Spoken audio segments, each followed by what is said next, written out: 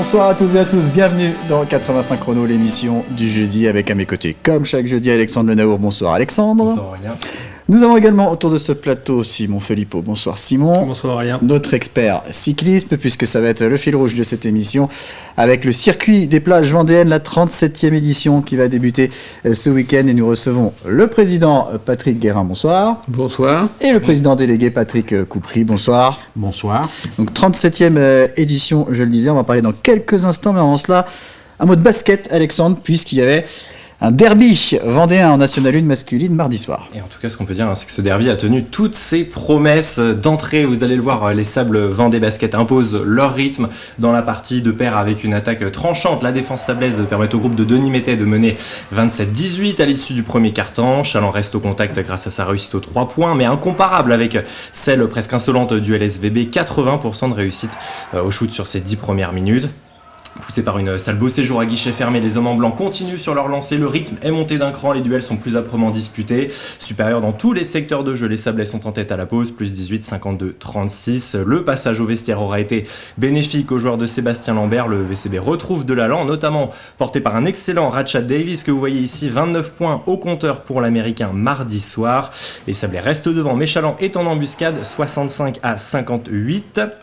Et puis les 10 dernières minutes sont emballantes, l'intensité ne faiblit pas, Chaland revient à une longueur, la tension se lit sur les bancs, sur le parquet le ton monte aussi parfois, le public de Beau Séjour pousse encore et ça paye, les Sablés ne craquent pas et garderont la tête pour finalement s'imposer, victoire 81-76 des Sables Vendée Basket, les Sablés tiennent donc leur revanche, eux qui avaient été défaits au match aller mi-novembre à Michel Vrignot, réaction contrastée forcément des deux coachs, Denis Métais et Sébastien Lambert étaient à notre micro en après-match. La victoire était importante pour nous. Moi, c'était vraiment une revanche par rapport au match aller, non pas par rapport à l'adversaire qu'on respecte. Donc j'ai des joueurs dans l'équipe que j'ai déjà eu et tout ça, il n'y a pas de souci. Mais la manière dont on l'avait perdu, il m'était resté vraiment en travers de la gorge. J'étais très tendu avant le match. Et ce soir, on a fait un super début. C'est nous qui les avons pris à la gorge. C'était un vrai derby. Une fête du basket, ça prouve que de club en Vendée, c'est possible. La deuxième mi-temps est chalandaise, mais à la fin, on a quand même eu de la maîtrise pour gagner des duels importants. Et puis on a fait des stops. À la fin, ils n'ont pas marqué un panier, comme c'est déjà le cas contre Rueil. Et le collectif a été très important. Ce soir, les meilleurs rebondeurs de l'équipe, c'est les deux meneurs de jeu. Et je leur avais demandé d'être très vigilants sur les rebonds longs, et ils en ont pris un paquet. Et je suis très satisfait, c'est une victoire collective. Comme souvent, quand on a une rotation à 8, on a tendance à être un peu trop sélectif sur les efforts pour essayer de se gérer, sélectif sur les fautes et on en perd toute l'intensité. Voilà, on perd le match parce qu'on est à moins 16 à la mi-temps, clairement. Après, en deuxième, comme par hasard, on retrouve des intentions défensives, de l'intensité, de l'engagement physique qui est impératif dans un derby. Et c'est plus le même match. Le tir à 3 points de Thibaut Alexis à 68-67, il nous fait très mal, mais ça reste un fait de jeu. Eux, ils mettent 52 points première, ils en encaissent 36, sont dans leur standard. Nous, on n'est pas du tout dans nos standards. Et à partir de là, ce soir, on perd de 5, mais on perd surtout de 16 en première. Voilà. La revanche, c'est dans le sport. Il y a ses côtés positifs, ses côtés négatifs. Le côté négatif, c'est qu'on se fait insulter pendant 40 minutes, même quand on est dans les vestiaires, par des jeunes cons qui sont en haut. Ça, c'est une réalité. Après, eux, la revanche, bien sûr qu'ils l'ont. Après, c'est un derby, ils sont là. C'est deux équipes professionnelles qui se rencontrent, ils sont là pour jouer au basket. Je pense que sur le terrain, ça s'est très bien passé. Ça serait bien que ça se passe bien aussi par moments en dehors et qu'on n'ait pas nos supporters qui n'ont pas envie de venir parce qu'ils sont industriés par des gamins de 20 ans. Ça, c'est encore un autre problème. Voilà, on peut remonter quand même le coup. Très remonté même, on peut le dire. En tout cas, vous allez le voir au classement, c'est toujours très très serré. Tout va se jouer sur les 2 derniers matchs de cette poule de National 1 masculine, cette première phase. Chaland reste 10e avec 35 points à seulement une longueur de Rueil-Malmaison 5e. Les Sablés, de leur côté, grimpent d'une place et sont 12e à 2 points des Chalandais. Donc c'est très serré à tous les étages. Allez, 37e édition du circuit des plages vendéennes. Ça débute ce samedi au Perrier. Et puis direction Saint-Gilles-Croix-de-Vie, Montaigu, pour la deuxième étape ce dimanche. On passera ensuite au week-end suivant. Pas de course en semaine cette fois, on va en reparler. Et donc le week-end du 17-18 février avec Beauvoir-sur-Mer, Chaland-Goix et Saint-Gilles-Croix-de-Vie. Il y aura aussi les épreuves féminines, Simon. Oui, tout à fait. 37e édition pour les hommes, 3e édition pour les femmes. On a donc Patrick Guérin et Patrick Coupry avec nous. Messieurs, déjà, Aurélien l'a dit, une première information, c'est que la course est passée de 6 jours à 4 jours. C'est exceptionnel, c'est seulement pour 2024. Oui, exactement. Donc ça, c'est dû à des problèmes économiques. Il y a beaucoup de choses qui se passent en Vendée. Donc les communes ont moins de moins d'argent pour nous recevoir, voilà. Mais 2025, nous sommes pratiquement certains de pouvoir revenir aux 6 jours. Et malgré tout, une bonne nouvelle, ça concerne l'épreuve féminine. C'est la 3e édition, on le disait, ce sera donc le samedi 17 et le dimanche 18 février. Oui. Et il y aura 16 équipes au départ chez les femmes. C'est la première année qu'il y a autant d'équipes du côté de l'épreuve femmes. Ça démontre qu'au bout de 3 éditions, ça y est, le circuit des plages vendéennes féminin devient un vrai rendez-vous pour les équipes féminines. Oui, alors donc, à ce sujet, on a commencé à travailler depuis le mois de mai, de façon déjà à les avertir de la date, des lieux, et puis surtout à les motiver. Alors dire que nous, on voulait bien continuer, mais sous condition, bien sûr, qu'on nous encourage à continuer. Donc je crois que nos courriers a bien porté ses fruits, et donc on a pratiquement fait le plein. Au niveau du nombre d'équipes, on pourrait guère espérer plus, peut-être 1 ou 2 points, voilà. Déjà ça c'est une bonne chose pour les femmes, 24 équipes donc chez les hommes on le disait, c'est toujours un des premiers rendez-vous de la saison pour les formations nationales, donc pour les 3 catégories, National 1, National 2, National 3 du côté des hommes, et c'est surtout une course qui maintenant compte dans le palmarès d'un coureur. On l'a vu encore l'année dernière, Lucas Boniface, le vainqueur au classement général, eh bien, est passé depuis professionnel chez Total Energy. Exact. Tout à fait. Aujourd'hui, on se rend compte nous-mêmes que parmi les coureurs, c'est devenu une référence, c'est devenu presque une marque, parce que les coureurs parlent des plages, ils ne parlent même pas de plages vendéennes, ils parlent des plages, ils viennent aux plages, c'est le début de la saison, ils ont travaillé tout l'hiver, ils ont mangé du bitume des kilomètres, et puis là, c'est les premières confrontations. Alors, ce que ça enclenche aussi, c'est des mouvements dans les pelotons, parce que tout le monde est impatient de se retrouver en tête de ce peloton. Donc on fait avec tout ça. C'est pour ça que nous, dans notre travail, on travaille beaucoup sur la sécurité pour essayer d'endiguer un petit peu toutes les chutes qu'ils peuvent avoir. L'année dernière, malheureusement, à Saint-Jean-de-Mont, on a eu une chute plusieurs chutes qui nous ont bloqué le peloton. On a été obligé d'arrêter la course pendant une petite heure, donc parce que les coureurs sont impatients. Tout le monde veut prendre sa place, veut gagner son épreuve sur les plages, quoi. C'est vrai que le premier week-end du circuit des plages est souvent marqué par des chutes assez régulières. C'est le premier rendez-vous, on n'a pas encore repris les automatismes et parfois ça tombe assez lourdement sur le circuit des plages vendéennes.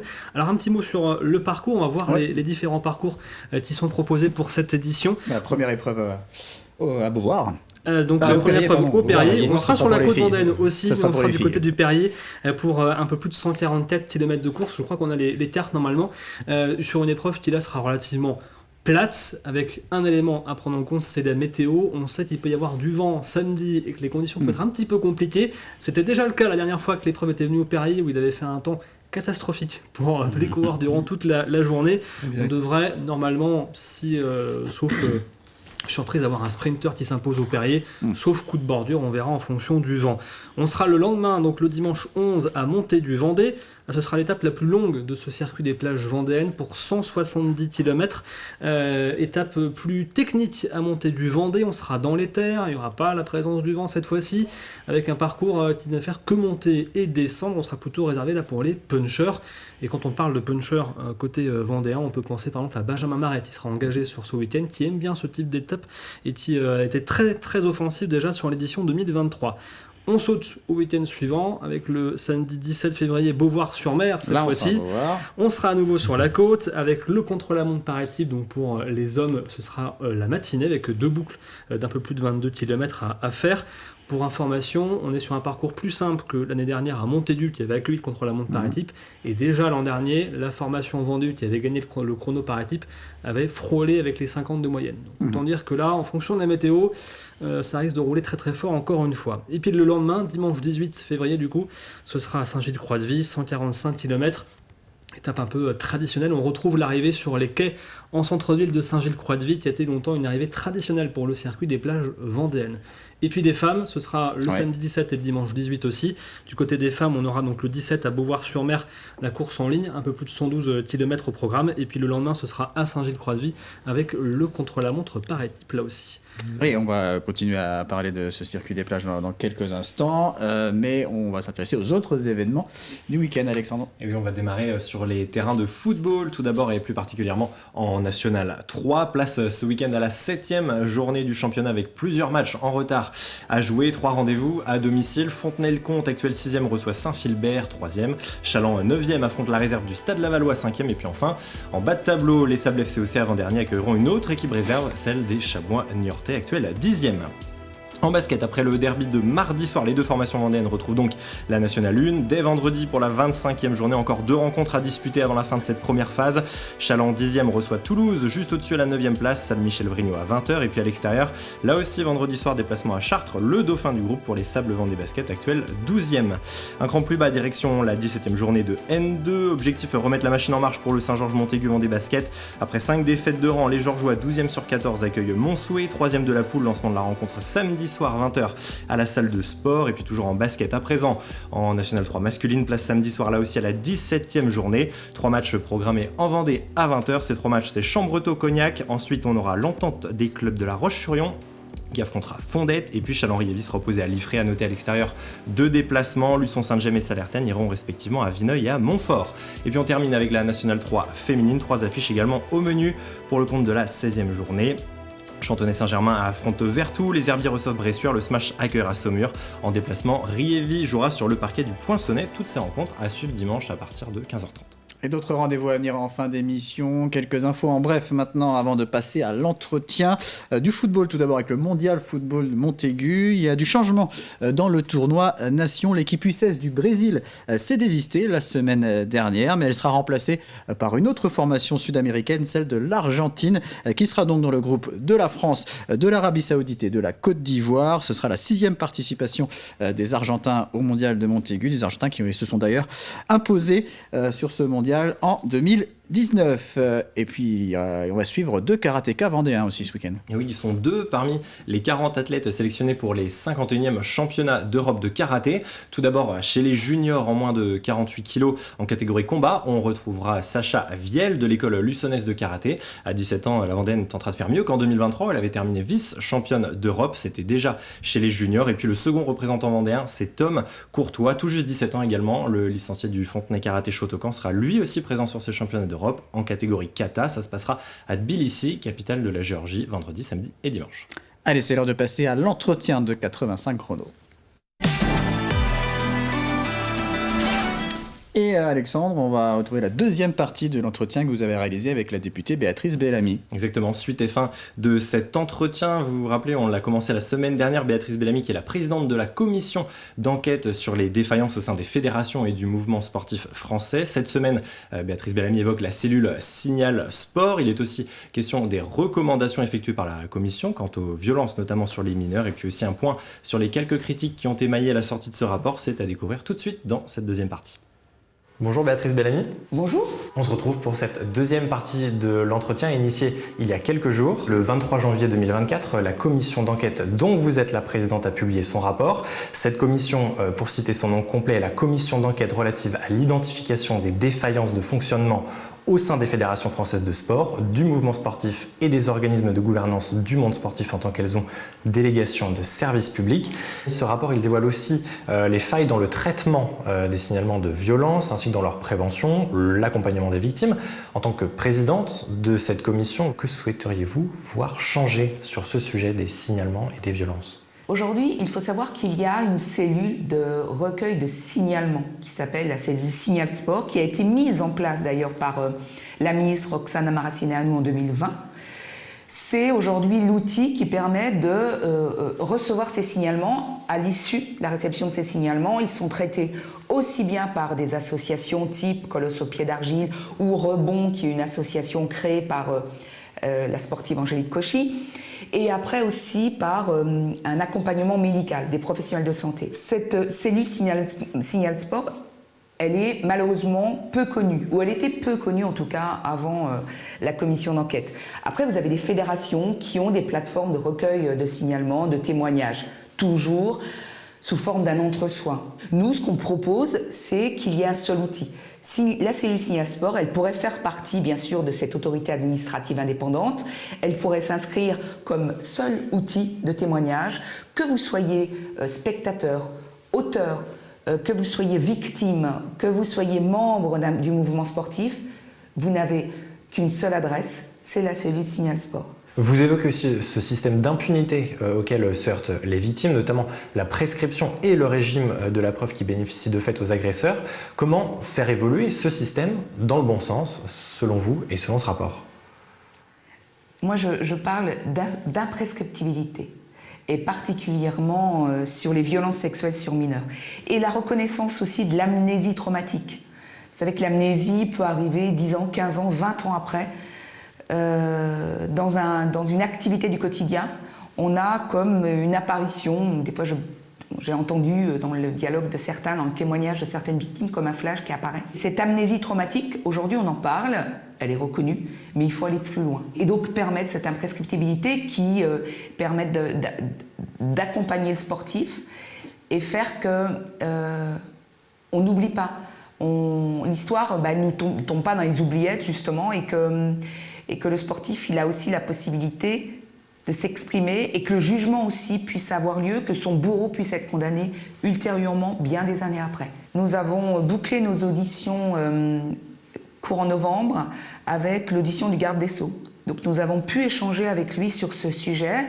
Il a été à l'écoute. Éric Dupond-Moretti, exactement. Il a été à l'écoute. C'est un travail à poursuivre, mais rien n'est fermé. Donc, vous êtes optimiste ? Vous savez que fabriquer la loi, c'est un travail de longue haleine et de motivation. Donc je suis optimiste. Bien évidemment, sinon on ne devient pas parlementaire si on manque d'optimisme. Votre rapport, il détaille aussi les procédures administratives, judiciaires et disciplinaires qui sont lancées à la suite de signalements de violences au sein du monde sportif. 98 départements, c'est écrit dans le rapport, soit la quasi-totalité des départements français sont concernés par des enquêtes. Parmi eux, notre département, celui de la Vendée, qui n'est pas cité mais qui n'est pas omis. Béatrice Bellamy, vous qui êtes la députée de la 2e circonscription de Vendée, pouvez-vous nous dire si, oui ou non, vous êtes informée d'enquêtes en cours dans notre département sur de potentielles violences physiques, sexuelles ou psychologiques qui auraient eu lieu au sein du mouvement sportif vendéen de manière globale ? Il y a eu des enquêtes, il y a des enquêtes en cours, mais je ne pourrais pas en dire davantage. Comprenez bien qu'après, c'est le parcours de la justice et je m'arrêterai là, dans la séparation notamment des pouvoirs. Ce sont des dossiers, j'imagine, que vous suivez avec un regard particulier ? Oui, bien évidemment. Ce sont des sujets qui, de toute façon, me touchent au quotidien, en étant aussi élue au sport ici à La Roche-sur-Yon. Bien évidemment qu'on ne peut pas rester insensible, et surtout quand on est l'auteur aussi d'un rapport et d'une commission d'enquête comme celle-ci. Voilà, mais je ne pourrais pas en dire davantage. Béatrice Bellamy, plusieurs critiques aussi ont émaillé ce rapport. Le président du CNOSF, David Lapartien, a évoqué une représentation caricaturale du monde sportif. Amélie Oudéa-Castéran en a parlé. L'actuel ministre, entre autres des Sports et des Jeux Olympiques et Paralympiques, parle d'un rapport militant. Que répondez-vous à ces différentes critiques ? Vous avez parlé d'abord du président du CNOSF, David Lapartien. Nous, on a reçu un courrier au tout début de cette commission d'enquête qui nous faisait part d'un doute, en tout cas, et de commentaires plutôt interrogatifs sur l'intérêt de cette commission d'enquête, sur le sérieux de cette commission d'enquête. On les lit, on les regarde, d'ailleurs on les communique. Hein, ils sont dans votre rapport. Ils sont dans le rapport en toute transparence. Après, on peut nous envoyer des courriers, mais nous ne sommes pas obligés d'en tenir compte. Ensuite, vous m'avez cité... Amélie Oudéa-Castéran, qui dénonce un rapport militant à la sortie de ce rapport. Comme je vous l'ai dit précédemment, c'est un sujet transpartisan, donc le rapport est transpartisan. On peut avoir une appréciation dans le rédactionnel, une appréciation politique. Il y a le rapport d'une part, mais il y a surtout les propositions d'autre part. Et les propositions sont évidemment transpartisanes. Voilà, je ne ferai pas plus de commentaires. Il faut apprendre à travailler ensemble pour construire le mouvement sportif de demain. Merci Béatrice Bellamy, le travail continue donc. Merci à vous, bien évidemment. Rien n'est terminé, nous continuons à travailler sur le mouvement sportif et à accompagner de manière positive le mouvement sportif. Et un entretien qui est à retrouver bien sûr en intégralité depuis lundi, mais dès maintenant donc aussi sur le site de tvvendée.fr. Et on revient au circuit des plages vendéennes, la 37e édition qui débute ce samedi au Perrier. Sachez que chaque épreuve sera diffusée sur l'antenne de TV Vendée à partir de 15h avec Simon aux commentaires et un consultant différent chaque jour. Le parrain, cette année, c'est Arnold Jansson qui a déjà participé à plusieurs reprises au circuit des plages. Et il dit accrocher son dossard aux plages, c'est attaquer une nouvelle saison et traîner son vélo et ses nouvelles couleurs, c'est retrouver les copains, les collègues, la vie dans le peloton. C'est finalement assez bien résumé. Tout à fait, c'est ce qui démontre comment l'intérêt des plages et aussi comment l'énergie qu'ont ces coureurs en début de saison et qui provoque parfois, comme je le disais tout à l'heure, certaines chutes. Il faut canaliser tout ça et c'est le travail que gère l'équipe qui s'occupe de la sécurité, l'ensemble de l'organisation, quoi. Alors, petite anecdote sur Arnold Johnson, il sera au commentaire avec nous samedi pour la première journée, du coup comme consultant, et c'était sa première épreuve sur route dans sa carrière quand il a commencé au club d'Aubervilliers en 2007. Si je ne me trompe pas, il a commencé avec le circuit des plages vendéennes pour découvrir le cyclisme sur route de haut niveau. On parlait juste avant donc des parcours, il y a une épreuve qui est présente maintenant depuis 3 ans, c'est le chrono par équipe, le contre-la-montre par équipe qui est devenu un rendez-vous maintenant à chaque fois sur le deuxième week-end. C'était important pour vous de remettre cette discipline au goût du jour et de l'instaurer comme un rendez-vous sur le circuit des plages vendéennes? Oui, donc la raison était que, en fin de compte, il y a peu de contre-la-montre dans l'année par équipe. Et si on veut avoir donc des équipes de France qui soient performantes après ou des équipes professionnelles, donc il faut commencer par la base. Si nous, en tant que consommateurs, on ne le fait pas, donc il n'y aura pas d'avenir à ce sujet-là et pas de résultat pour nos équipes professionnelles après. Et puis donc en plus on trouve que c'est très spectaculaire, c'est bien apprécié par les spectateurs. Alors le circuit des plages vendéennes, c'est aussi, on en a déjà un peu parlé, mais des bénévoles, parce qu'il faut fermer bien sûr l'ensemble des circuits, assurer la sécurité, la restauration, l'installation des zones de départ et d'arrivée. C'est un travail qui dure toute l'année. Vous le disiez juste avant qu'on prenne l'antenne, vous êtes déjà en train de préparer les circuits pour 2025. Exact. Alors oui, c'est un travail de longue haleine, il y a différentes commissions. Tout le monde ne travaille pas à la même période. Ça commence par tout simplement les rencontres avec les municipalités, les localités qui veulent bien nous accueillir. Après, on va voir toutes les équipes qui vont travailler sur les circuits. Le circuit, c'est un tracé, c'est des routes qu'on emprunte qui peuvent avoir des travaux, c'est des chicanes, c'est toute une série de choses qui occupent la chaussée. Donc ceux-là, ils vont travailler, ils vont commencer déjà avant l'été, et septembre, ça reprend, tout le monde s'arrête pratiquement l'été. Et puis après, on va avoir toutes les commissions, la communication, la restauration, toute la logistique. Ce qu'il faut savoir sur une course, on a autant de bénévoles que de coureurs. Quand on a 180 coureurs, on a 180 bénévoles à peu près derrière. On s'équilibre. Voilà. Tout le monde avec un rôle différent. Nous, on prépare le spectacle et puis il y a les acteurs qui font le spectacle. Alors un mot maintenant sur les équipes. On a parlé 24 équipes donc chez les hommes, avec bien sûr parmi les meilleures formations nationales. On trouvera l'équipe Morbihan Adris qui a changé de nom, qui fait partie d'une des meilleures formations françaises. Le team Pédinan aussi, qui a déjà connu le succès du côté du Pays Basque le week-end dernier avec Ilan Larmé, qui sera pas présent sur ce week-end, Ilan Larmé, mais il sera présent sans doute sur le deuxième week-end. Bien sûr, les Vendéens de Vendée-U seront forcément au rendez-vous également. On trouvera entre autres sur les premières épreuves Benjamin Marais, petit gars formé au Vélo Club des Herbiers, et qui l'an passé était quasiment à l'attaque tous les jours. Sur le circuit des plages vendéennes, on l'avait vu dans toutes les échappées, du début jusqu'à la fin. Le team LNP, la Roche Vendée Cyclisme, sera également de la partie en tant qu'équipe de N2. Et puis du côté des femmes, on aura 3 équipes au niveau local, avec bien sûr le team L, Groupama Pays de la Loire, qui sera donc également au rendez-vous. La formation Ladies Vendée Pif-Taubois, qui est l'équipe du comité départemental. Et puis une petite nouvelle, c'est la formation La Dynamips La Roche Vendée Cyclisme, nouvelle équipe en Nationale 1, créée par le club de La Roche-sur-Yon, dans laquelle on trouvera notamment Chloé Schonen-Berger, qui était pro auparavant au sein du Stade Rochelet. On a quand même des beaux noms déjà au départ pour ce premier week-end. Est-ce que vous avez, alors je ne sais pas si vous avez le temps de regarder encore la liste qui est sortie seulement aujourd'hui, moi je l'ai reçue quelques heures avant de venir ici sur le plateau, mais est-ce que vous avez un coureur favori, ou en tout cas une équipe favorite? Forcément, quand on est vendéen, il y a un peu de chauvinisme aussi parfois. Je dirais que toutes les équipes ont leur chance. Tous les coureurs ont leur chance. On ne connaît pas encore leur état physique, exactement, s'ils sont en forme ou s'ils ne sont pas en forme. Bon, c'est vrai qu'on a tendance toujours à être un peu chauvin. C'est vrai qu'on supporte le Vendée-U, mais bon, on essaye quand même d'être impartial et dans notre souhait des résultats. Il faut que le meilleur gagne. Alors on verra si Vendée-U est aussi efficace que l'an dernier. Vous avez fait 2 victoires d'étape et le classement général en prime. À noter que dans la formation vendéenne, il y aura un absent, c'est Alieso Scialone, victime d'une chute lors du rassemblement de l'équipe de début de saison. Fracture au niveau de la clavicule, il ne sera donc pas présent en tout cas sur le vélo, mais il sera au commentaire avec nous dimanche du coup sur TV Vendée comme consultant. Il avait envie de tester du coup de changer un petit peu de manière de voir les courses. Un mot, messieurs, aussi du côté des femmes. On voit des nouvelles équipes qui apparaissent. On a une nouvelle équipe en Vendée. Ça aussi, c'est positif. Et ça aussi, c'est dû aussi au fait bien qu'il existe des nouvelles épreuves comme le circuit des plages vendéennes. Alors, oui, alors ce qu'on constate, c'est que on a un calendrier masculin qui est plein tous les week-ends. Et nous, quand on a lancé les épreuves féminines, eh bien, on était vraiment en avance début février. Et après, il n'y avait pas de compétition pendant un mois et demi. Si bien que c'était certainement une des raisons d'un nombre d'équipes relativement faible. Ce que l'on constate, c'est que tous les ans, l'année dernière déjà, il y a eu de nouvelles épreuves qui se sont venues s'installer, cette année aussi, si bien que on commence à avoir un calendrier qui se remplit et qui incite les équipes à se préparer tôt. Moi, le week-end dernier, j'ai croisé des équipes qui étaient des équipes féminines qui seront aux plages, qui étaient sur le terrain ici. On se rend compte aussi qu'il y a des équipes qui vont faire un stage de préparation et qui seront présents. Même s'ils courent que le deuxième week-end, ils vont être présents toute la semaine.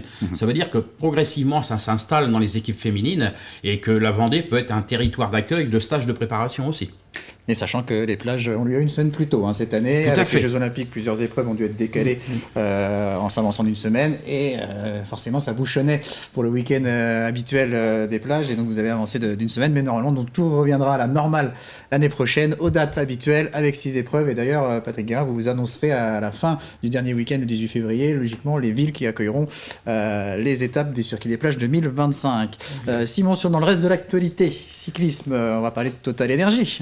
Oui, avec une question, y a-t-il le feu à la maison Total Energy? Alors ce n'est pas moi qui pose cette question, c'est apparu cette semaine dans certains articles sur des sites spécialisés.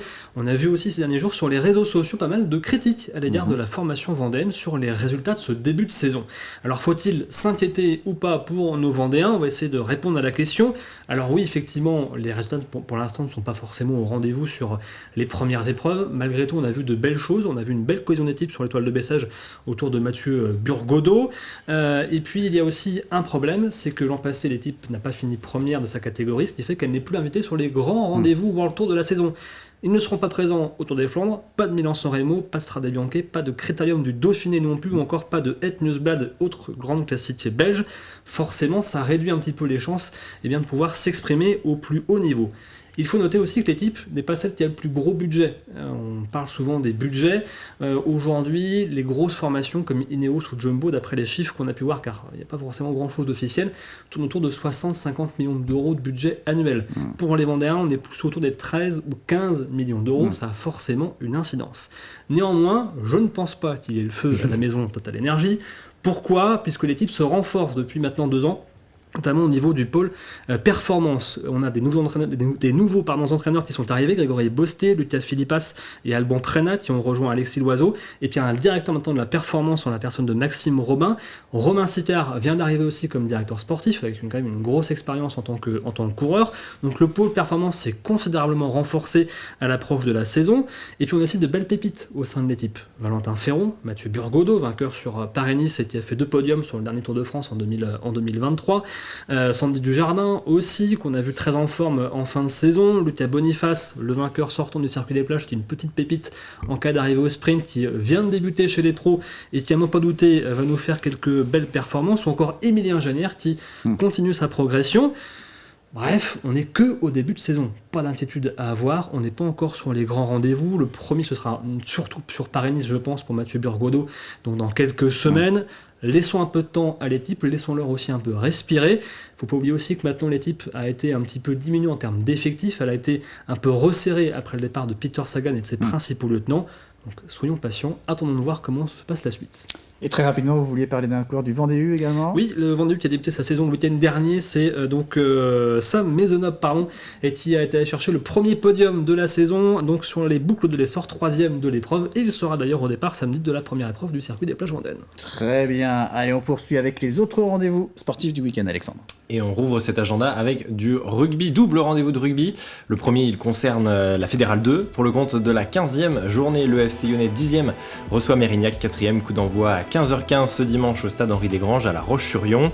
Et puis même jour, même heure, mais cette fois en Fédéral 3 du côté du stade de la Rue de Lierre au Sable d'Olonne. Le leader du RC Sablé affronte le 15 de l'Erdre, 7ème au classement, rencontre comptant pour la 13e journée. Un mot de tennis de table, samedi après-midi à 17h, la Ferrière poursuit la seconde phase du championnat de N2 messieurs. Pour cette 15e journée, les Ferriérois seront opposés à l'Atlantique TT17 Club de Charente-Maritime. L'occasion d'y retrouver pour le teasing un certain Axel Bossis, 14 ans, qui sera d'ailleurs le visage du sport de la semaine prochaine sur TV Vendée.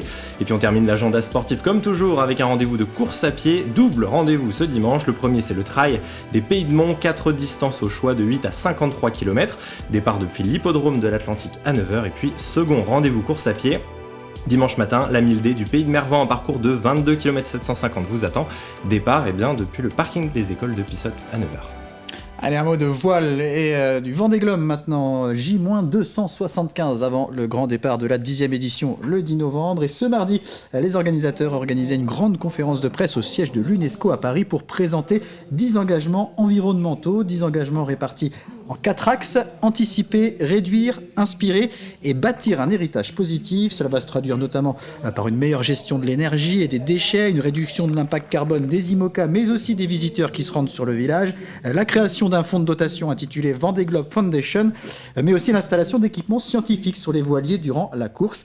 Un partenariat avec l'UNESCO est mis en place. On va écouter le directeur de course Hubert Lemonnier ainsi que 3 skippers, Arnaud Boissière, Fabrice Amédéo et Louis Duc, tous au micro de Mathis Pires.